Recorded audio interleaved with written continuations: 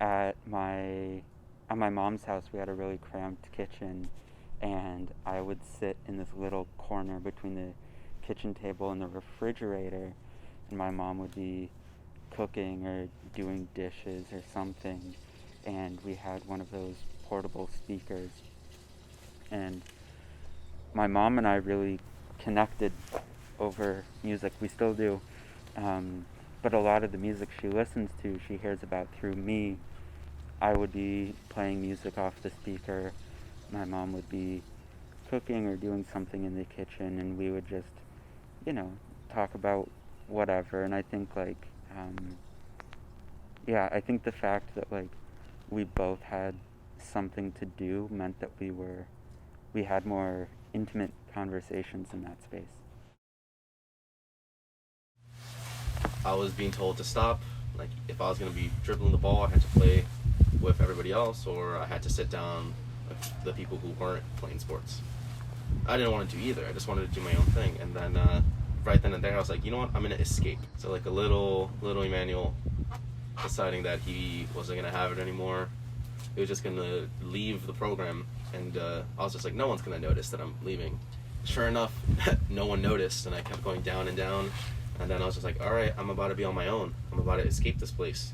Sure enough, it was almost a cosmic coincidence or religious. I don't know. It was just almost unreal. Because when I got to the bottom of the stairs and I was about to leave the building, I saw my mom. Typically, she'd be working at the time. So it was weird that I saw her at the gym place. Like, I wasn't expecting to see her. And it was just like the most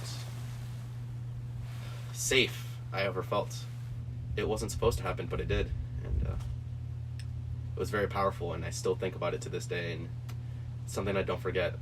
It's one of those things where I just question, like, how did this happen? So she was in charge of planning a surprise party for me. And given that she and I are good friends and also that she's terrible at keeping secrets, I knew that this party was going to happen for like a long time. So I showed up in like a, funky little colorful outfit that I was wearing because, I might as well be wearing that. So I go back to my dorm with a couple friends and like I knew what was going on and it was pretty clear to everybody else that I knew what was going on. But I walk into Oberholzer and I go up to Abigail's room. And I opened the door, and the room was just crammed with people. Like, I knew this was going to happen, but that was just such an amazing moment, and I was like, wow, I feel very loved and very appreciated right now. Last fall, um, I was in a really bad space mental health wise.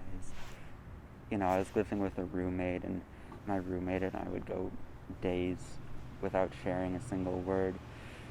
So I felt weird, like, asking him to leave the room and everything. So I would, I would talk to my parents about how fucking depressed I was, but I would do it, like, in the stairwell of the dorm building.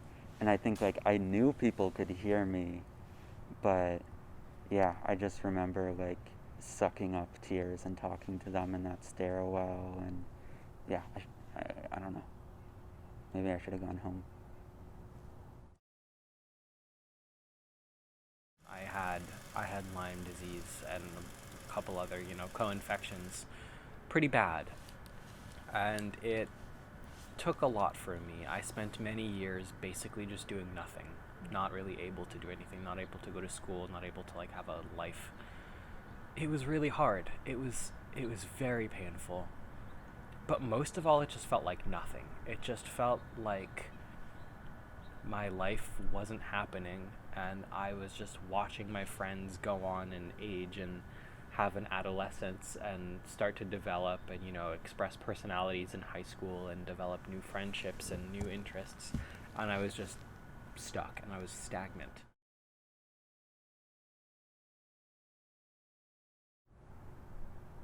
Um, the last person I dated maybe the only like serious relationship I've had. They went to Vassar, and I remember it was like it was the second time we met, and I went down to Vassar. I brought like multiple outfits, even though I needed one outfit change. And I remember the second day when I woke up and everything, I put on like a nice purple t-shirt with black jeans, and I remember they told me that purple suited me, and that like purple is a royal color. And we broke up like 8 months ago, but I think I look good in the shirt, and and when I put it on, I do think like, yeah, this is royal. My grandparents, who live in Israel, had this house. It was this lovely, like, old ranch style house. It had so much charm. It was really, really lovely. But the best thing about this house was the garden. They had more fruit trees than I've seen at anybody's house anywhere. They had a lemon tree, an orange tree, a grapefruit tree. They had grapevines. They had like 2 different plum trees.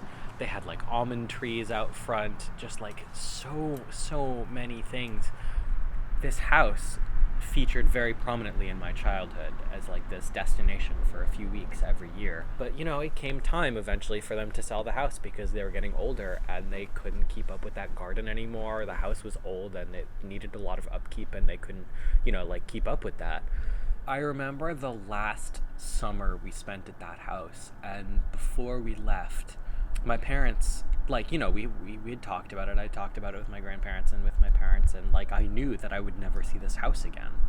And I remember like saying goodbye to all the trees, like individually, and to the house, and going into all the different rooms in the house and looking at them, and just getting like that last memory implanted. And somehow your brain can tell when you need to encode a memory really deeply, Like sometimes you have these experiences and your brain is like, this is important and I need to remember everything about this.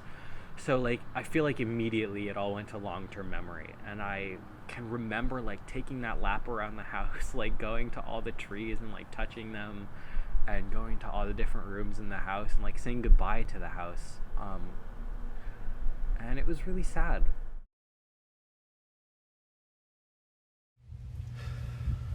I think it's always important to find tranquility and peace in the now. So it's easy to forget that. And you telling me to find a moment, I prefer to just think of now as a tranquil and peaceful moment. Just talking about things, doing what I love more than anything in this world, and just experiencing life, letting the wind blow. It's a bit cold, but it's a nice feeling. It makes you feel alive. You feel your fingers tense up, and just you can feel the coldness. But the sun is still out, and we're on this beautiful campus, and I have my eyes closed, but it's definitely calm. And I feel calm right now. And I hope you do too.